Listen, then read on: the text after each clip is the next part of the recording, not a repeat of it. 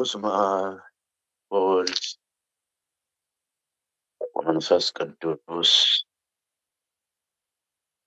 አሐዱ አምላክ። ሀገራችን በሰማይ ነው።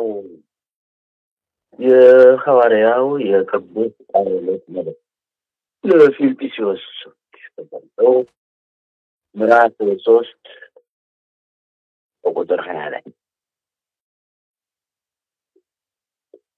የዛሬው ርዕሳችን ይህ ነው። ሀገራችን በሰማይ ነው። የዘላለም ቤታችን በሰማይ ነው።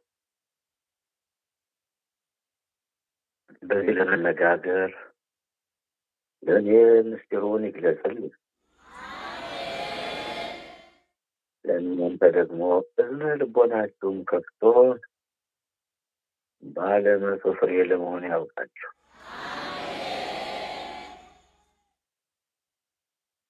ቃል የተናገረው ሐዋርያው ቅዱስ ጳውሎስ ነው። ሀገራችን በሰማይ ነው ማለት ለብዙዎቻችሁ ካለዚህ ዓለም ወይም ካለዚህ ሀገር ወይም ካላችሁባት ቦታ በቀር ሌላ ሀገር ሌላ ተስፋ የሌለ መስሏችሁ ያላችሁበትን ተስፋ በማድረግ ብቻ የምትኖሩ ብዙዎች ናቸው። ግን እውነታው ሀገራችን በሰማይ ነው ወገኖች። እቺ ሰው ተከራይቶ ቤት መሄድ ይገባል። እንዴት ባለቤቶቹ ጣይሉታል። እቃውን እንኳን አስተካክሎ ለማውጣት መብት የለውም።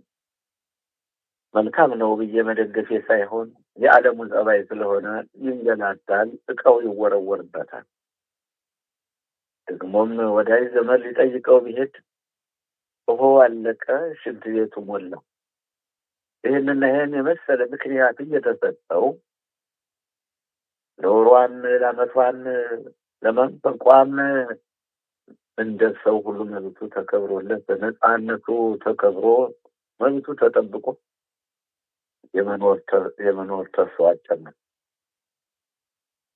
ይሄ ነው እንግዲህ በዚህ ዓለም ደግሞም ቤት አለን፣ ኑሮ አለን፣ ወንድ ወገን ዘመድ፣ ሀብት ንብረት፣ ጉልበት አለን የሚሉትም መቼም ሁልጊዜ ደስ አይልም። የዚህ ዓለም ነገር ቀኑ ሲጨልምባቸው፣ ጊዜው ሲመሽባቸው፣ ዘመኑ ሲከፋባቸው የሚሸሸጉበት ጓዳ የሚጨርቁበት ቀዳዳ ወጥተው ሲጨነቁ እናያለን። መጨነቅም ብቻ አይደለም፣ ከጭንቀቱም በላይ አካሄዳቸው የሚከፋ ብዙዎች ናቸው። ከአባቶችም ከእናቶችም ሰብተናል። የእኛይቱ ዕድሜ ሆና በይቺ ትንሽ ዕድሜም ብዙ አይተናል። ዋናው ነገር ግን ሀገራችን በሰማይ ነው። ይህንን ማስተዋል ያለብን። አሁን እንደ ጥላይ ከውፀ ከንቱን ይመስላል። ዘመኑም እንደ ጥላ ያልፋል። አለቀ እና ምኑን ነው አሁን አገርየው? ምኑን ነው ዘመዴ፣ ወገኔ፣ አባቴ፣ እናቴ ከውፀ ከንቱን ይመስላል። ዘመኑም እንደ ጥላ ያልፋል። በመዝሙር 143 ከቁጥር 3 ላይ የተጻፈ ቃል ነው የማነብላችሁ ወገኖቼ። የእኛ ህይወት ይህን ስለሚመስል ብዙ ባትጨነቁ መልካም ነው። አቤቱ እርሱን ታውቀው ዘንድ ሰው ምንድን ነው? አስብለት ዘንድ የሰው ልጅ ምንድን ነው? ሰው ከንቱ ነገርን ይመስላል፣ ዘመኑም እንደ ጥላ ያልፋል። እንዳልኳችሁ ሁሉ መዝሙር 143 ከቁጥር 3 እና 4 ላይ የተጻፈ የእኛ ህይወት እኮ ይሄን የሚመስል። ለይቱ ዕድሜያችን ግን መፋጀት፣ መጋደል፣ መዛረፍ፣ መቃማት፣ የምንቀማውን ተካፍለን ብንበለው ምን አለ? ከምንቀማው ተካፍሎ መብላት፣ ከመቀማት ተካፍሎ መብላት አለመታደል። መቼም ቢሆን በዚህ ጉዳይ ሳዝን፣ ስጨነቅ፣ ስተክዝ እኖራለሁ እንጂ አላምንበትም። አላምንበትም። የሰው ልጅ መፈጸም አምኜበት አልቀበለውም። ለመኖር ግን ወደ ሰማይ አልወጣ፣ ወደ ምድር አልጠልቅም። ክንፍ አውጥቼም ደግሞ እስከ ባህር ዳርቻ መብረር አልችልም። ስለዚህ በተፈጠርኩበት ዘመን ምቹ ሁኜ ቀኖች ክፉዎች ናቸውና ዘመኑን እየዋጀሁ ነሐሴ ላይ ድረስ መቀጠል እንጂ ምንም ማድረግ ስለማይቻል ወገኖች፣ እንዲህ ነው የሰው ነገር፣ እንዲህ ነው የሰው ነገር። እግዚአብሔር መሐሪና ይቅር ባይ ነው። በቁጣ የራቀ ምሕረቱም የበዛ ሁልጊዜም አይቀስፍም፣ ለዘላለሙም አይቆጣም። የኛ ጌታ እንደ ኃጢአታችን አላደረገብንም፣ እንደ በደላችንም አልከፈልም። ሰማይ ከምድር ከፍ እንደሚል እንዲሁ እግዚአብሔር ምሕረቱን በሚፈሩት ላይ አጠነከረ። ራቀ ከምዕራብ እንደሚርቅ እንዲሁ ኃጢአታችን ከኛ ራቀ። አባት ለልጆቹ እንደሚራራ እንዲሁ እግዚአብሔር ለሚፈሩት ይራራል። ፍጥረታችን እርሱ ያውቃልና አቤቱ እኛ አፈር እንደሆን አስብ። ይህን ለማምጣት ነው ከፍ እያነበቡ አፈር መሆናችን አስብ። አራቱ ባህርያት ከእሳት ከነፋስ ከውሃ ከመሬት የተፈጠረ አዳም የመጀመሪያው አባታችን አዳም መሬት ነህና ወደ መሬትነት ትገባለህ። ዘፍጥረት ምዕራፍ 3 ቁጥር 17 18 19 ፍጥረታችን እርሱ ያውቃልና አቤቱ እኛ አፈር ነን፣ አፈር እንደሆነም አስብ። ሰዎች ዘመኑ እንደ ሳር ነው፣ እንደ ዱር አበባ እንዲሁ ያብባል። ነፋስ በነፈሰ ጊዜ ያልፋል፣ ስፍራውም ደግሞ አይታወቅም፣ ስፍራውንም አያውቅም። የእግዚአብሔር ምሕረት ግን ለዘላለም እስከ ዘላለም በሚፈሩት ላይ ጽድቁም ለልጅ ልጅ ነው። ቃል ኪዳኑን ለሚጠብቁ ትእዛዙንም ያደርጓት ዘንድ በሚያስቡ ላይ ነውና። መዝሙር 102 ከቁጥር 10 ጀምሮ ያለውን ነው። አፈር ነን፣ ትቢያ ነን።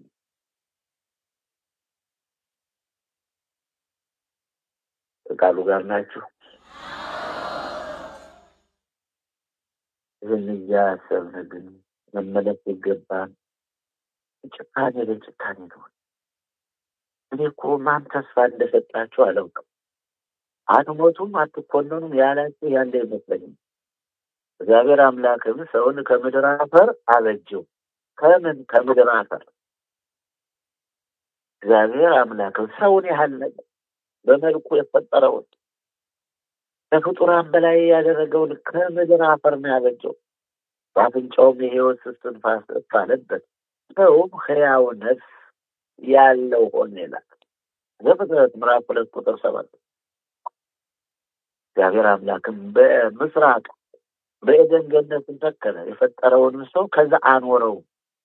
እግዚአብሔር አምላክም ሰማያት ለማየት ደስ የሚያሰኘውን ለመብላትም መልካም የሆነውን ዛፍ ሁሉ ከምድር አበቀለ። በገነት መካከል የሕይወትን ዛፍ መልካምንና ክፉን የሚያስታውቀውን ዛፍ አበቀለ በማለት ዘፍጥረት ምዕራፍ 2 ከቁጥር 7 ጀምሮ እስከ 9 ያለውን የተመለከትነው። የዛሬው ርዕሳችን ሀገራችን በሰማይ ነው።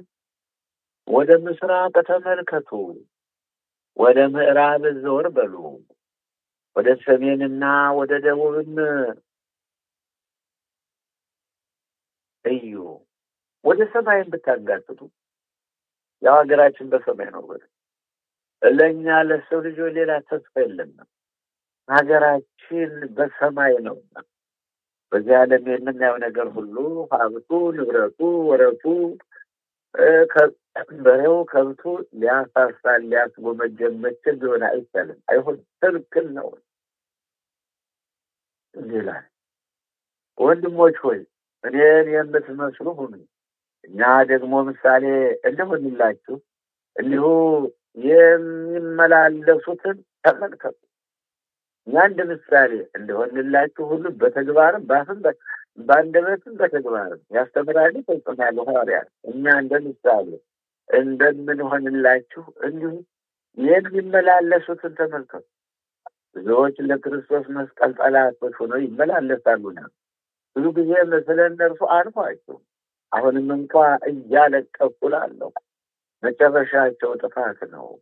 ሆዳቸው አምላካቸው ነው። ክብራቸው በነውራቸው ነው። ሐሳባቸው ምድራዊ ነው። እኛ ሀገራችን በሰማይ ነው። ከዛም ደግሞ የሚመጣ መድኃኒትን እርሱም ጌታ መድኃኔዓለም ኢየሱስ ክርስቶስን እንጠባበቃለን። እርሱም ሁሉን እንኳ ለራሱ ሊያስገዛ እንደሚችልበት አሰራር ክቡር ሥጋውን እንዲመስል የተዋረደው ሥጋችን ይለውጣል። ሀገራችን በሰማይ ነው። ወቁት፣ ተወረዱት። በዚህ ዓለም ላይ ተስፋ የለንም። በዚህ ዓለም ላይ ምስኪኖች ነን፣ የምናሳዝን ነን ወገኖች። ይህ የበረሃው ስብከት ነው። እንግዲህ የምናፍቃችሁና የምወዳችሁ ወገኖች ይህን ዓለም ተስፋ እንዳታደርጉ ምክሬም ትምህርቴም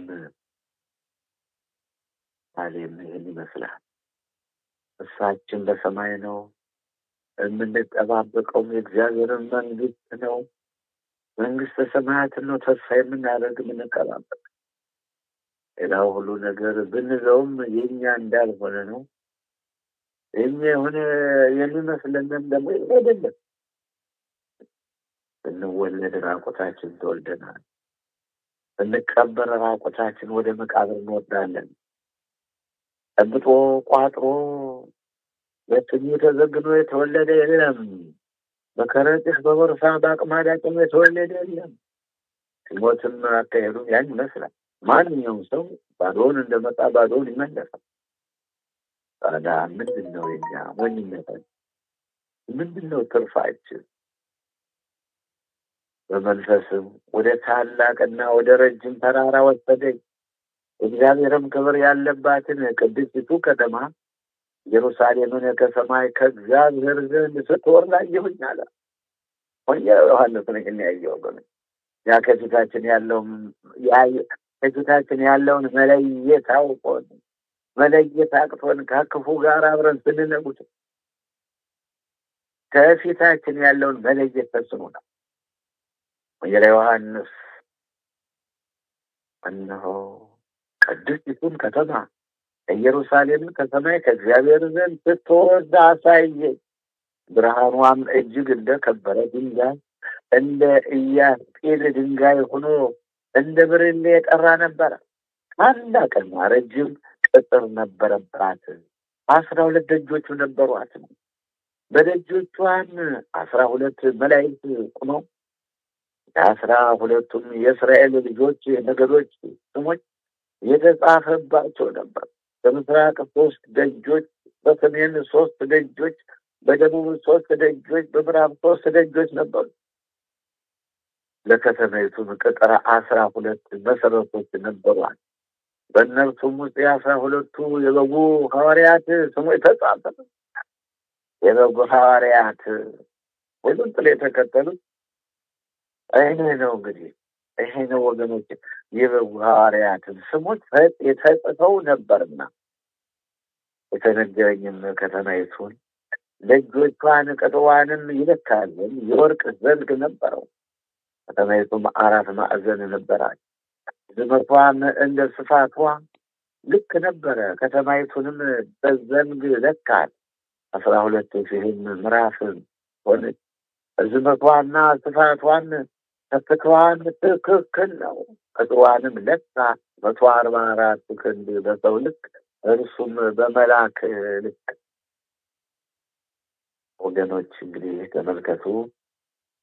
ሁሉን የሚችል አምላክ ለወዳጆቹ ያዘጋጃት ዓለም ከተፈጠረ ጀምሮ የተዘጋጀላችሁ እናንተ ደጋጎች፣ እናንተ ብሩካኖች እግዚአብሔር የባረካቸው ሀገራችን በሰማይ ነው። አዟችን እቺ ለመቆያ ለትዝት፣ እቺ ለጊዜው ነው። ማለፋችን አይቀርም፣ እናልፋለን። ግን ለማለፍ ደግሞ መጠንከር፣ ወደ ጠባቧ በር ለመግባት ተጋደሉ። ጠባብ በር መንገዷ የጠጠነች፣ ወደ እርሷ የሚገቡ ጥቂቶች ናቸው ይላል ወንጌላዊ ሉቃስ ወንጌለ መንግስት በሉቃስ ወንጌል ምዕራፍ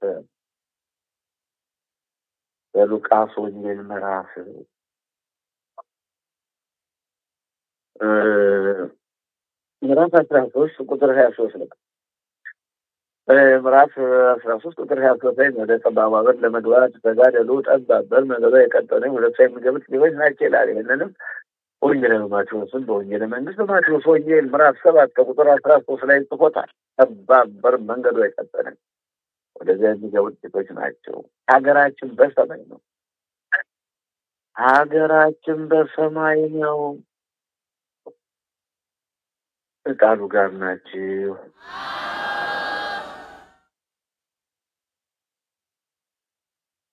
እግዚአብሔር ከእኔም ከእናንተም ዛሬም ለዘላለም ይኖር።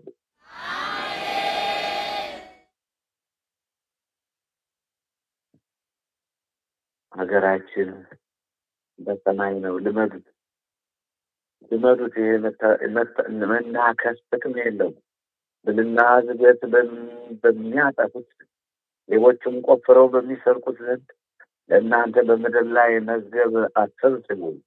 ነገር ግን ብልን ዝገትም በማያጠፉት ሌቦችም ቆፍረው በማይሰርቁት ዘንድ ለእናንተ በሰማይ መዝገብ ሰብስቡ። መዝገብህ ባለበት ልብ ደግሞ በዛ ይሆናል። በማቴዎስ ምዕራፍ 6 ቁጥር 19 እስከ 20 ድረስ የተጻፈ ቃል ነው ወገኖቼ። አሁንም በማቴዎስ ምዕራፍ 19 ቁጥር 21 ላይ ፍጹም ልትሆን ብትወድ ሂድና ያለህን ሽጠህ ለድሆች ስጥ፣ መዝገብን በሰማይ ታገኛለህ። መጥተህ ተከተለኝ። ሀገራችን በሰማይ ነው። ሀገራችን የዘላለም ቤታችን በሰማይ ነው። ይሄ እንደው የጥላ ማረፊያ ነው። ይሄ እንደው ለትዝብት ነው። መልካም እንሰራ ይሆን ክፉ እንሰራ ይሆን፣ ክፉ እንሆን በጎ እንሆን፣ ጻድቅ እንሆን ኃጢአተኛ እንሆን፣ በአመፃችን ደግሞ ጻድቁም ይጥለቅ፣ ቅዱሱም ቅድስናውን ይጨምር፣ እርኩሱም ይርከስ፣ ኃጢአተኛውም ኃጢአት ይስራ። ዮሐንስ ምዕራፍ 22 ቁጥር 11 የተጻፈ ቃል። ጌታችን መድኃኒታችን ኢየሱስ ክርስቶስም ከስልጣኑ መላእክት ጋር ከሰማይ በታላቅ በእሳት ነበልባል ሲገለጥ መከራን ለሚያሳዩአችሁ መከራን ለሚያሳዩን መከራን ለሚያበዙብን መከራን ለምትቀበሉ መከራን ለሚያሳዩን መከራን ለሚያደርሱብን መከራን ለምንቀበል ለኛ ደግሞ ይላል ቅዱስ ጳውሎስ ከእኛ ጋር ረፍትን ብድራት አድርጎ እንዲመልስ በእግዚአብሔር ፊት በእርግጥ ጽድቅ ነው አለ። እግዚአብሔርን የማያውቁትን ለጌታችንም ለኢየሱስ ክርስቶስ ወንጌል የማይታዘዙትን ይበቀላል። ሁለተኛ ተሰሎንቄ ምዕራፍ 1 ከቁጥር 6-7 ላይ ሀገራችን በሰማይ ነው። በሰማይ መሆኑን ወቁት። አትስገበገቡ፣ አትጎምዙ፣ አትጣሉ፣ ወንድማችሁን አታሳዱት፣ በስደተኞች ላይ አትጨክኑ፣ በስደተኞች ላይ ክፋት አታስቡ። ላይኛይቱ ኢየሩሳሌም በነፃነት የምትኖር ናት፣ እርሷም እናት ናት ብሎ ገላትያ ምዕራፍ 4 ቁጥር 26 ላይኛይቱ ኢየሩሳሌም የነፃነት መሰረት። እንዴት ቆያችሁ?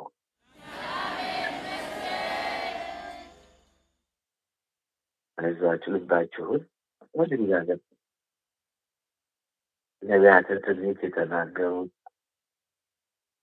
ሐዋርያት ብለው ያስተማሩት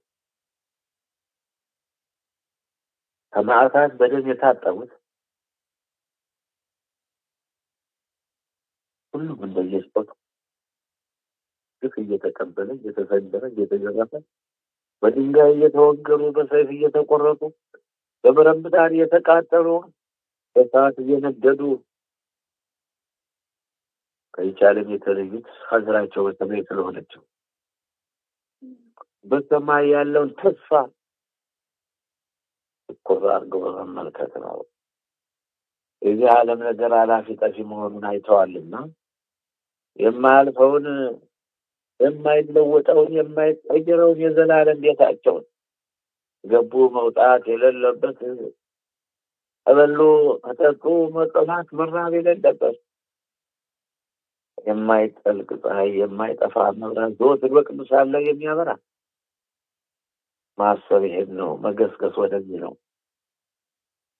እነሱ ራሳቸው ወደ እናንተ መግባታችንን እንዴት እንደነበረ ስለኛ ይናገራሉና ለሕያውና ለእውነት አምላክ አገለግል ዘንድ ከሙታን ያስነሳውን ልጁን እርሱንም መድኃኒዓለም ኢየሱስ ክርስቶስን ከሚመጣውም ቁጣ የሚያድነንን ከሰማይ ተጠብቁ ዘንድ ከጣዖቶችም ወደ እግዚአብሔር እንዴት ዞር እንድትሉ ይናገራሉ።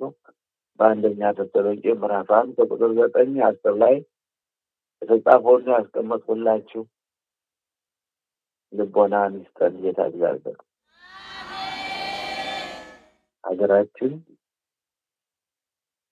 ሀገራችን በሰማይ ነው። በዚህ ዓለም ርስት ጉልት የለንም። ገበሬውን አውጤ ከዚህ ዓለም በሞት የተለየው አባቶች ያወረሱኝ ከቅድመ አያቶች ያገኘሁትን ርስቴን አልሰጥም ብሎ ነው።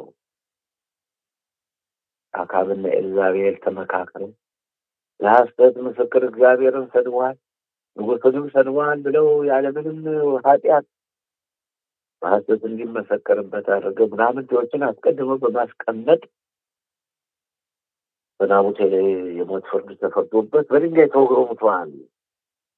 በአንደኛ ነገሥት ምዕራፍ 21 ከቁጥር 1 እስከ 15 ድረስ ናቡቴ በድንጋይ ተወግሮ ሞተ። እሱ የሞተው አያቶቹ ከቅድመ አያቶቹ ከእናት አባቱ የወረሰው ቤትና መሬት ነው። ሰማዕታት ደግሞ ከዓለም ወጥተው ከቤተሰብ ተለይተው በረሃውን፣ ዋሻውን፣ ፍርክታውን፣ ገደሉን ኤልያስ ኤልያስ ኤልያስ ሆይ እና በዛ ውሃ በሞላበት በዮርዳኖስ ፊት ለፊት በኮራር ፈፋ ተቀመጥ። ዕቃዎችን ጠዋትና ማታ ምግብህን እንጀራና ስጋ ያመላልሱልሃል። በአንደኛ ነገሥት ምዕራፍ 17 በቁጥር 1 ጀምሮ የተጻፈ ነው። ቁራዎች ይመግቡሃል፣ ቁራዎች ምግብህን ያመጡልሃል። ሂድና ተቀበል የተባለውም አልቀረ። ቁራዎች ጠዋትን ማታም እየተመላለሱ ለኤልያስ ምግቡን ያዘጋጁለት ነበር። አገራችን በሰማይ ነው። መጨረሻ ግን ነቢዩ ኤልያስ ከኤልሳ ጋር ከቤቴል ወደ ጌልጌላ ከጌልጌላ ወደ ቤቴል ከቤቴል ወደ ኢያሪኮ ከኢያሪኮ ወደ ዮርዳኖስ ኤልያስና ኤልሳ አባትና ልጅ የተዛገሙ ሲሄዱ ዮርዳኖስ አፍስካፍ ሞልቶ አገኙት። በሰማይ አምላክ በእግዚአብሔር ስም ኤልያስ መጎናጸፊያውን አነሳና ውሃውን መታው። ዮርዳኖስ አፍስከ ገደፍ ሞልቶ የነበረው ግራ ቀኝ ተከፈለ። ኤልያስና ኤልሳ በደረቅ አሸዋ ላይ ተሻገሩ። ከተሻገሩም በኋላ ኤልያስ ውሃውን መታው፣ እንደነበረው ሆነ። ታዲያ ሁለቱ አባትና ልጅ እየተነጋገሩ ሲሉ ምን እንዳደርግልህ ትወዳለህ? ምን እንድሰጥህ ትፈልጋለህ? ንገረኝ አለው። ኤልሳም አቤቱ ጌታ ሆይ የአንተ ክብር በእኔ ላይ እጥፍ እንዲሆንልኝ ይፈልጋል። ኤልያስም አለ አይ ከባድ አደገኛ ጥያቄ ጠየቅከኝ። አደገኛ ጥያቄ ጠየቅከኝ። ነገር ግን እስክንለያይ ድረስ እነሆ ከኔ ጋር ብትኖር እስክንለይ ድረስ ከጸና ይሁንልህ አለው። እንደተባለውን ኤልያስና ኤልሳ እየተዛገሙ ሲሄዱ ድንገት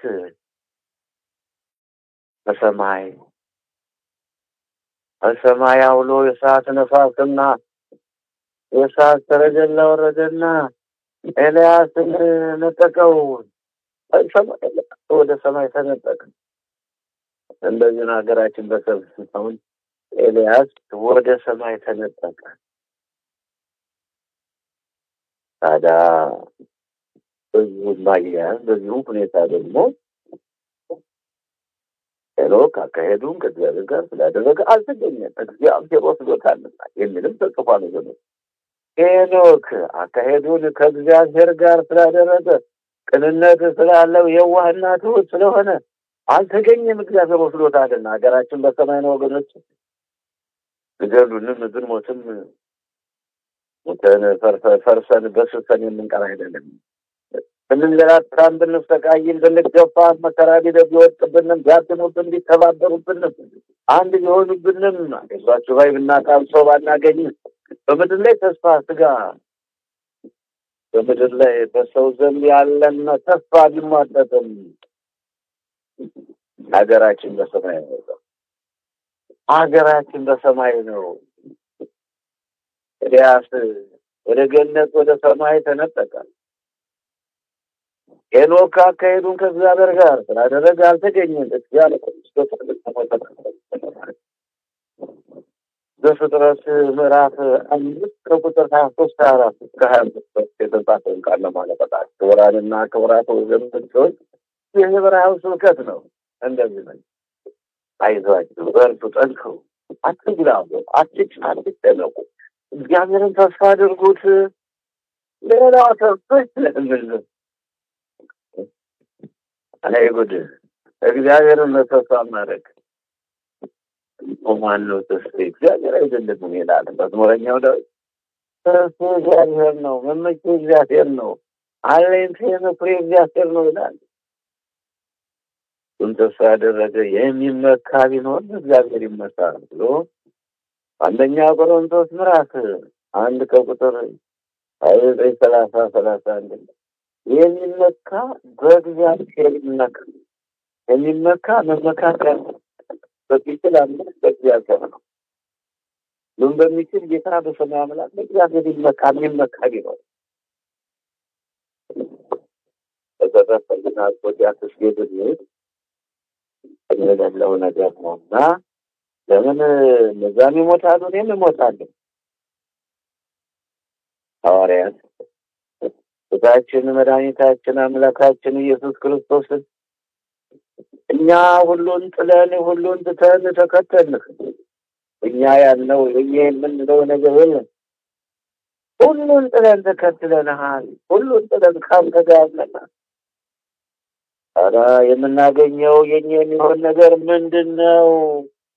ምንድነው የምትሰጠን? ምንድነው የምናገኘው አለ። ሐዋርያት ይህን ጥያቄ ጠየቁ።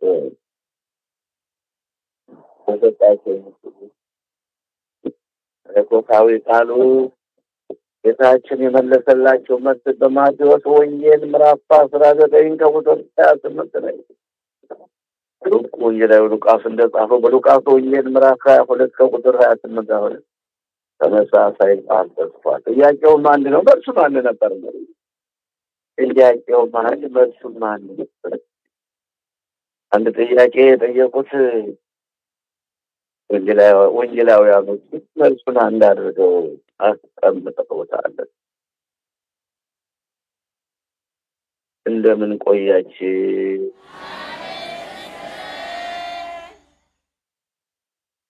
በዛን ጊዜ ቅዱስ ጴጥሮስ መልሶ እነሆ እኛ ሁሉን ትተን ተከተልን፣ እንኪያስ ምን እናገኝ ይሆን? የምናገኘው ምንድን ነው? ልዩነታችን ምንድን ነው? የሚደርሰን ድርሻ ምንድን ነው? እኛ ሁሉን ጥለን የተከተልን፣ እኛ የኛ የምንለው ነገር የለም። እኛ የኛ የምንለው ሀብት የለንም፣ ንብረት ጥለን ተከትለንሃል። ታዲያ ሁሉን ጥለን የተከተልን የምናገኘው ምንድን ነው ነበር ያሉት ሐዋርያት። ጌታችን አምላካችን መድኃኒታችን ኢየሱስ ክርስቶስም እንዲህ አላቸው፣ እንዲህ ብሏቸዋል። እውነት እውነት እላችኋለሁ እናንተስ የተከተላችሁኝ በዳግም ልደት የሰው ልጅ በክብሩ ዙፋን በሚቀመጥበት ጊዜ እናንተ ደግሞ በ12 የእስራኤል ነገድ ስትፈርዱ በ12 ዙፋን ትቀመጣላችሁ። ስለዚህ ቤቶቹን ወይም ወንድሞቹን ወይም እህቶቹን ወይም አባቱን እናቱን የሚተው ሁሉ ወይም ሚስቱን ወይም ባሏን ወይም ልጆቹን ወይም እርሻውን የተወ ሁሉ 100 እጥፍ ይቀበላል፣ የዘላለም ሕይወትን ይወርሳል። ነገር ግን ብዙዎች ፊተኞች ኋለኞች ይሆናሉ። ያዙልኝ። ይህ የበረሃው ስብከት ነው። ሐዋርያት ሁሉን ጥለው ስለተከተሉት ሐዋርያት በቃን ዓለም በቃን ብለው እግዚአብሔርን ጌታን ለማገልገል ግፍን መከራን ለመቀበል ለመጾም በጾም በጸሎት በረሃብ በስደት በግፍ ሀገር ወደ ሀገር ሲገፋቸው ሲያንከራትቷቸው ዛቻው ስድቡ በክፎች አንደበት መርዛም የሆነ ትንፋሻቸው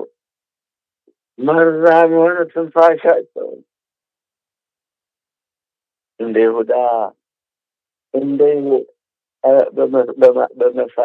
በመቀለድ እንደ ቀልድም በማስመሰል ደግሞ ለይቶላቸውም እንዲሁ በጠላትነት በሚመቻቸው መልኩ ያንን የአሕዛብን ጠላታ እየታገሱ ከእናት ከአባት ከእህት ከወንድም ከቤተሰብ ተለይተው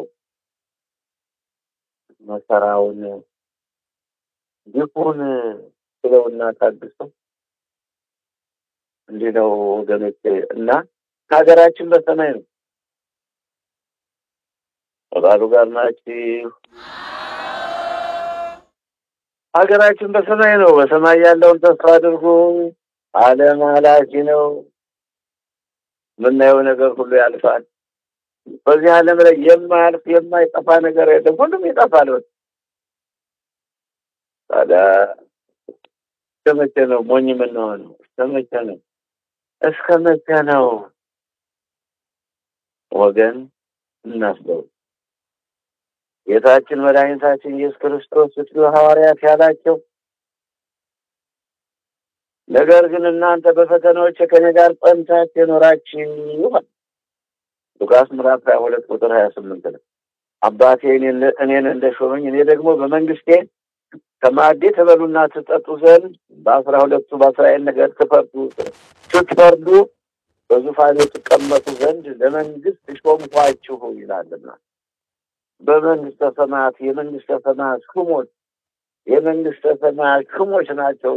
የሾማቸውም ደግሞ መድኃኔዓለም ኢየሱስ ክርስቶስ ደግሞ በማርላት አይደለም፣ በአገልግሎታቸው በታማኝነታቸው ዓለምን ሁሉ ጥለው መብሉ መጠጡ ሹመቱ ሽልማቱ ሀብቱ ንብረቱ ወርቁ ጨርቁ የኛ የሚሉት የለፉበትን ሁሉ ጣል አድርገው ስለተከተሉት ደግሞ ሁሉን ነገር ሰጣቸው። ሁሉን ነገር ሳይከፍል ሰጥቷቸው አለበት። እናንተ የአባቴ ወዳጆች፣ እናንተ የአባቴ ብሩካኖች እያለ መድኃኔዓለም ኢየሱስ ክርስቶስ በመንግስተ ሰማያት የሚያገኙትን ወዳጆቹ ሐዋርያት፣ ወዳጆቹ ሰማዕታት፣ ወዳጆቹ ጻድቃን፣ ደናግል፣ መነኮሳት በመጨረሻ በፍርድ ቀን የሚያገኙትን የነገራቸው። ሀገራችን በሰማይ ነው ወገኖች። ብዙ አትጎብዙ፣ አታሱ እችን ባሰቡኝም በነፍለክሌን አልተው ባሰቡኝም መለፍለፌን አልተው በጮዬን ዝም አለ። እኔ ብትሰሙኝ ጥሩ፣ እናንተም ትጠቀማላችሁ፣ እኔም እጠቀማለሁ። አልሰማችሁኝ ግን በመናገር የተናገርኩበትን ዋጋ አይቀርብኝም። ብትሰሙ የበለጠ አብረን እንጠብቃለን። ባትሰሙኝ ግን መቼም ቢሆን እግዚአብሔር ድካሜን ከንቱ አያስቀርም። እኔ ጽፌያለሁ፣ እኔ ተናግሬያለሁ። አገራችን በሰማይ ነው። የምትጎመጁ የምትሳሱ በዘረኝነት መንፈስ በፍቅረ ነዋይ ይህንና ይህን የመሰለ የምታደርጉ ሁሉ ይበቃችኋል እያልኩ ነው የማስተምር። ሀገራችን በሰማይ ነው። አቤቱ በመንግስት አስበን፣ በሉቃስ ወንጌል ምዕራፍ 23 ወንጌላዊ ሉቃስ ወንጌል መንግስት እንደጻፈ በሉቃስ ወንጌል ምዕራፍ 23 ቁጥር 39 40 41 42 46 በግራ የተሰቀለው አንተስ የእግዚአብሔር ልጅ ከሆንክ ራስህን ከመስቀል ውረድ፣ ዳን፣ እኛንም አድን እያለ ከማኅፀን ጀምሮ የተላበሰ የተሰቀለ የተዋረሰው ሰይጣን በዛች የመጨረሻዋ ሰዓት አሁንም ንስሐ ላለመግባት ወስኖ በጎ ሕሊና ርቆት በክፋትና በተንኮል መርዝ ከጥፍሩ እስከ ጠጉሩ የዲያብሎስን መርዝ ሲያድግም ሲያረጅም ይዞ በጉልበናው የሚያውነው ሲቀማ ሲያጭበረብር ሲያታልል አርጅቶም የማይቀለው በእርጅናም የማይተው የባሰ በመሆኑ ጌታችን አምላካችን መድኃኒታችን ኢየሱስ ክርስቶስ እንዲህ ይለው ነበር። በቀኝ የተሰቀለው አንተ እኛ በሰራነው ኃጢአት በፈጸምነው ግፍ ተገቢ ፍርድ ነው፣ ትክክለኛ ፍርድ ነው። ይገባናል፣ ሰርቀናል፣ ንጹህ ደም ፈሷል፣ ገንዘብ ቀምሰናል፣ አታለናል። የስራችን በሰራነው ነው የተፈረደብን። ታዲያ ይህን ሰው አታፍረውም? እንዴት አለና ለራሱ ግን መለስ ብሎ ወደ ልቡ አቤቱ ጌታ ሆይ በመንግስት አስበኝ፣ በመንግስት አስበኝ። የሁላችንም ጸሎት፣ የሁላችንም ልመና፣ የሁላችንም ጩኸት ሊሆን ይገባዋል። ጌታ ሆይ መድኃኔዓለም ኢየሱስ ክርስቶስ እግዚአብሔር አብ፣ እግዚአብሔር ወልድ፣ እግዚአብሔር መንፈስ ቅዱስ በመንግስት አስበን። ሞት አይቀርም፣ መጠየቅ አይቀርም፣ በአንተ ፊት መቅረብ አይቀርም። የት ነበርህ? ምን ሰራህ? የት ነበርሽ? ምን ሰራሽ? የት ነበራችሁ? ምን ሰራችሁ? ተብለን ስጋ የለበሰው ሁሉ መጠየቁ አይቀርም። ክፉ የሰሩን እንደ ክፋታቸው እናንተ ርጉማን ለሰይጣንና ለሰራዊት ወደ ተዘጋጀው ገሃነም ሂዱ። እናንተ የአባቴ ወዳጆች ዓለምን ከተፈጠረ ጀምሮ የተዘጋጀላችሁን የእግዚአብሔር መንግስተ ሰማያት ወርሱ ይላቸዋል። ብር አባብልታችሁኛል እያለ ራቆታቸውን ስራቸውን እየዘረዘረ ከፀሐይ 7 እጅ አበርተው ሙቀው ደምቀው ወደ ዘላለም ቤታቸው ወደ መንግስተ ሰማያት ይሄዳሉ። ክፉዎች ደግሞ ከቁራ 7 እጅ ጠቁረው ጨለማ ለብሰው አለቃቸውን አባታቸውን ዲያብሎስን ነው የሚታወቅ በማቴዎስ ወንጌል ምዕራፍ 25 ከቁጥር 31 34 41 እስከ 46 ድረስ ተመልከቱ። የክፎችና የበጎች ፍጻሜያቸው ይህ ነው። ሀገራችን በሰማይ ነው። ይህም እንጂ በእናንተ እንባ በእናንተ ጸሎት መቼም የሁለት ሀገር ስደተኛ ሆኜ አልቀርም። እንባችሁ ጸሎታችሁ አንድ ድሀ፣ አንድ ስደተኛ፣ አንድ የመከራ ሰው፣ አንድ የፈተና ሰው ለእኔ እንዴታ ደግሞ ወገኖቼ ድሀችሁን፣ ችግረኛችሁን፣ ጎስቋላችሁን፣ የመከራ ሰው፣ የፈተና ሰው ታዲያ ለእኔ የዘወትር ጸሎታችሁ የዘወትር የፍቅር ጸሎት፣ የፍቅር አገልግሎት፣ የፍቅር እንባን የምታለቅሱልኝ ደግሞ ኢዮብ ለወዳጆቹ በጸለየላቸው ጊዜ ምርኮ ተመለሰ። እናንተም ለእኔ ስታለቅሱ፣ እናንተም እኔን ስታስቡኝ ስላረኩላችሁ ሳይሆን ሀብት ስላለኝ፣ ገንዘብ አለኝ፣ ጉልበት አለኝ፣ እውቀት አለኝ፣ ወይ ዘመድ ነው ወዳጅ ነው ብላችሁ ሳይሆን ስለ ጌታ ብላችሁ ለምታለቅሱልኝ ነው። ያው መንግስተ ሰማያት እግዚአብሔር በምሕረቱ በቸርነቱ ያየኛል ብዬ ተስፋ አደርጋለሁ።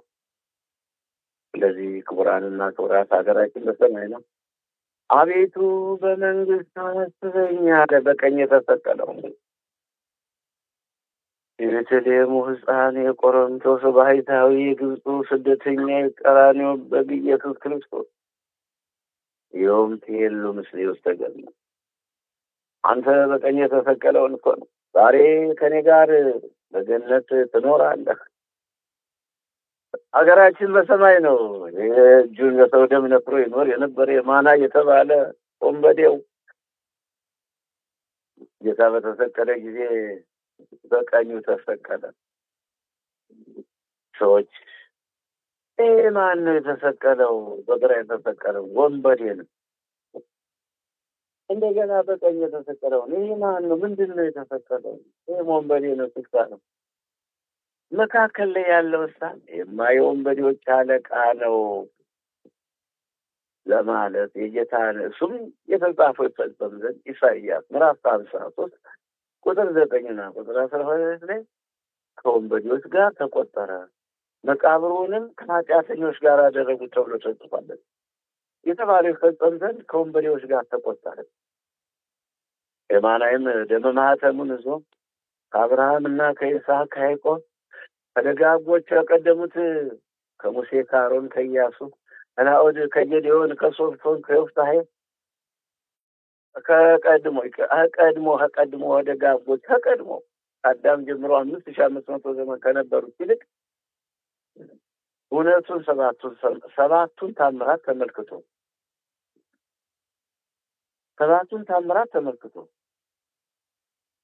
አምላክነቱን ተረድቶ በመንግስት አስበኝ መኖሬ መንግስተ ሰማያት ትሁን፣ እኔ በዚህ ዓለም ርስት የለኝም፣ ቀማሁ፣ አታለልኩ፣ ደም ፈሰሰ፣ ገንዘቡን አፈስነው ወሰድነው፣ ግን ሞት አይቀርም። በቃ የቀማነውን ዘላለም አልበላነውም። ለቀማነው በላተኛ ወረደበት። በሕይወታችንም እንዲህ አይነት ፍርድ ተፈረደ። ሰው ሁልጊዜ ደስ አይለውም አለና በቀኝ የተሰቀለው ደመ ማኅተሙን ይዞ ወደ ገነት ገባ። ስለዚህ ነው ሀገራችን በሰማይ ነው መራቸው ገነት። ወንጌላው ሉቃስ ወንጌል መንግስት እንደጻፈው በሉቃስ ወንጌል ምዕራፍ በሉቃስ ወንጌል ምዕራፍ 16 ነው። ስለ ነዌና ስለ አልዓዛር ምዕራፍ 16 ነው ይመስለኛል። ምዕራፍ 16 ከቁጥር 19 ከቁጥር 20 22 23 24 26 እንመለከተው ሌላ በቃ ማለት ነዌ ባለጸጋው ይበላ ያበላ ነበር። የሚሰጣቸው ወዳጆቹን፣ የሚያበላቸው ወንድሞቹን፣ ለግስ ለዘመዱ ለሚያበላው ለሚያጠጣው ብድር ለሚመልሱለት ነበር የሚያበላ የሚያጠጣ። አዳይ ሁሉ ሆነና መቼም ቢሆን ሞት አይቀርም፣ ስም አይቀበርም። ነዌ ሞተ። ነዌም ሲሞት ወደ ሲኦል ወረደ። ሲኦል ከምድር በታች ያለች ናት። ወደ ሲኦል ወረደ። አልዓዛር ከነዌ ከሀብታሙ ደጅ ወድቆ የሚበላው አጥቶ የሚጠጣው አጥቶ እየተጨነቀ ቁስለ ሥጋ ውሾች እየላሱት መከራና ግፍ እየተቀበለ ይኖር ነበር። አልዓዛር ሞተ። መላእክትን በቅፋቸው ወደ ገነት ወሰዱት። ሀገራችን በሰማይ ነው የምላችሁ። ለዚህ ነው እንደተገፋን አንቀርም መቼም፣ እንደተንገላታን አንቀርም መቼም፣ እንደተሰቃየን አንቀርም መቼም፣ እንዳለቀስን አንቀርም መቼም፣ እንዳዘን አንቀርም መቼም፣ እንደተራብን አንቀርም መቼም፣ እንደተጨነቅን አንቀርም መቼም፣ እንደተሳደድን አንቀርም መቼም። እግዚአብሔር በቸርነቱ ያስበናል። እግዚአብሔር የድካማችን ያስተቃየንን ሰይጣንን ላስተቃየን መከራችን ላሳየን ለሰይጣን ለዲያብሎስ እንደ ስራው ከፍሎ ለእኛ ደግሞ በተቀበልነው መከራ በደረሰብን ችግር በተገፋነው ግፍ ለእኛ ደግሞ በአምላክነቱ በቸርነቱ እንደ ኃጢአታችን ብዛት እንደ ሰውነታችን ክፋት እንደ ተንኮላችን ሳይሆን እንደ አባትነቱ እንደ ቸርነቱ እኛንም ደግሞ በምሕረቱ ይመለከተናልና ትውልድ ሆይ ደስ ይበላችሁ፣ ሀገራችን በሰማይ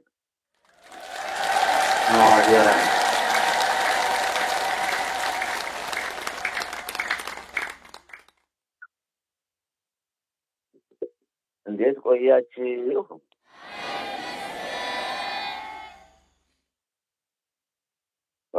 ሀገራችን በሰማይ ነው። ይበቃናል። ትምህርታችን እንግዲህ ይበቃናል። ዋናው ዓላማ ሀገራችን በሰማይ ነው። ለመሬቱ፣ ለርስቱ፣ ለጉልቱ አትጨነቁ። እሱ ኤልያስን ወፎች ጠዋትና ማታ ስጋ እየወሰዱ እንደሚቀልቡት የኔና የእናንተ አምላክም ይቀልበናል፣ ይመግበናል። ምን በላ ብላችሁ አትጨነቁ። ምን ለብስ ብላችሁ አትጨነቁ። ማን ነው ተስፋ ብላችሁ አትጨነቁ። ማን አይዞ ይለኛል ብላችሁ አትጨነቁ። ወይም እገሌ ጠልቶኛል፣ እገሌ ያሳድደኛል፣ እገሌ ያለጣላኝ፣ እንግዲህ ምን ተስፋ አለኝ፣ ምድር ተከፍታው ተዋጠኝ ብላችሁ አትጨነቁ። እግዚአብሔር ከኛ ጋር ከሆነ ማን ይቃወመናል? የሚገድል ያንን የሚያድን ይህ ነው። ወገኖቼ አይዟችሁ። የሚያድን እግዚአብሔር፣ የሚገድል እግዚአብሔር፣ የፈጠረን እግዚአብሔር። ታዲያ ይህን ጭንቀትን ምን አመጣው? እግዚአብሔር የሌለው ነው፣ እምነት የሌለው ነው የሚጨነቅ። በትክክል እምነት የሌለው ሰው ይጨነቃል። ማንን ይጠራል? ማን አለኝ ይላል። እኛ ግን እግዚአብሔር አለን። ፍጠረና አላል ነው ሲፈጥረን። ራሱ ፈጠረን፣ ራሱን ይጠብቀናል፣ ራሱን ያድነናል። እሱም ከክፉ ነገር ሁሉ ይሰውረናል። ስለዚህ ብንሞት ደግሞ ደስታ ነው። ሀገራችንም በሰማይ ነው። ምንድን ነው አለማወቅ፣ አለመጠንቀቅ፣ አለመመርመር ስላልገባን ነው። ልቅስ ይግባችሁ። ሰው ሁኑ፣ አትሳቱ፣ አትደንግጡ፣ አትንቦጅቦጁ፣ አትጎምዱ። እግዚአብሔርን ተስፋ አድርጉት። እሱ ከኛ ጋር ነው። ሚነካን የለም። ሰማይ መጅሆን ምድርም ወስጦ ድንጋይ ተራራው ቢናድ ግንዱ ቢገለባበት ከክርስቶስ ፍቅር የሚለየን የለም ብላችሁ ደምድሙት። ስላደመጣችሁኝ አመሰግናለሁ። ጨርሻለሁ።